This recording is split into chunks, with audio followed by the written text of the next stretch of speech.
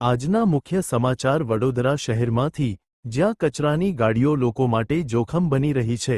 Report: શહેરમાં દોડતી અનેક કચરાની ડમ્પર ગાડીઓમાં નિયમોનું ખુલ્લેઆમ ઉલ્લંઘન થઈ રહ્યું છે. નિયમ મુજબ કચરો ઢાંકવા માટે લીલી નેટ ફરજિયાત છે, પરંતુ ઘણી ગાડીઓમાં આ નેટ નથી અથવા યોગ્ય રીતે બંધ કરવામાં આવતી નથી. મુખ્ય સમસ્યા: આના કારણે કચરો રસ્તા પર ઉડી રહ્યો છે, જેનાથી વાહનચાલકો માટે અકસ્માતનો ખતરો વધી રહ્યો છે. ખાસ કરીને બાઇક ચાલકો માટે આ પરિસ્થિતિ ખૂબ જ જોખમી બની ગઈ છે. બીજો ગંભીર મુદ્દો: ઘણી ગાડીઓમાં પાછળની નંબર પ્લેટ પણ નથી. ફક્ત આગળની નંબર પ્લેટ સાથે ગાડીઓ ચલાવવામાં આવી રહી છે, જે ટ્રાફિક નિયમોનો ભંગ છે. સ્થાનિક લોકો શું કહે છે? સ્થાનિક નાગરિકોના જણાવ્યા મુજબ, કચરો આંખમાં જવાથી અથવા રસ્તા પર ફેલાતા અકસ્માતની શક્યતા વધી રહી છે.